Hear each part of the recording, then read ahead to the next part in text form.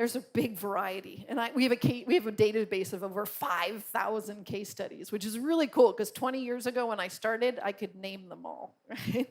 And now they're just growing and growing, growing, and more people are asking. So I want to ask you to think about why biomimicry for me? Not for me, but for you, right? Why would you want to bring this in? And I'm framing it in terms of what I call 5 ROIs. Now, we all know the first ROI, right? The ROI that we're used to using on all of our books, which is this question of return on investment. And yes, that's an important question to answer.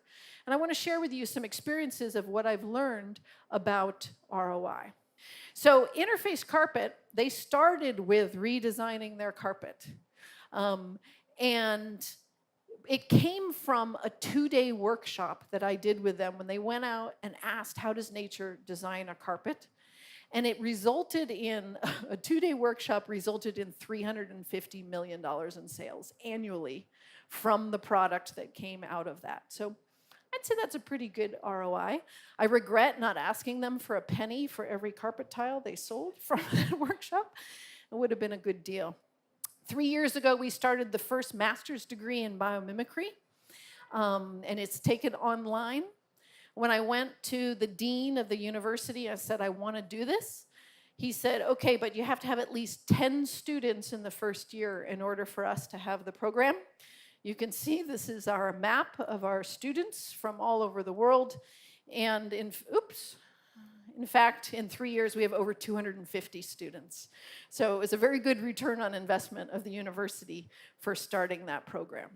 So lots of examples where a little bit of putting something in can actually result in some amazing outcomes. But it's not just a financial question that we need to ask.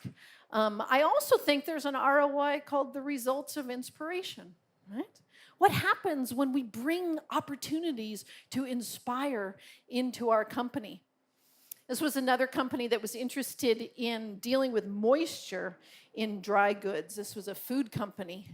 And not only did we solve the problem of moisture in the food, we reduced the amount of sugar in the product by 50% and completely eliminated the drying ovens, more than they wanted. They just wanted a crispier product for consumer palates, but they reduced their material consumption and their energy consumption as a result of the project. There was a global cosmetics company that's based in Brazil, and they were looking for innovative questions around scent. And from a short project that we did with them, they got over 8 new product lines and product opportunities to explore what that might look like that they hadn't even thought of before. This was a company that wanted to overcome moisture issues, and it turned out that they had a physics problem. They couldn't solve the problem of physics, of water moving from dry to wet and getting past that 50% mark. Turns out we found the absolute perfect model for them, a mammal whose hair did exactly what it wants, and it's the only mammal in the world that does. Right? And so they had this amazing inspiration from something that they never would have come up with on their own.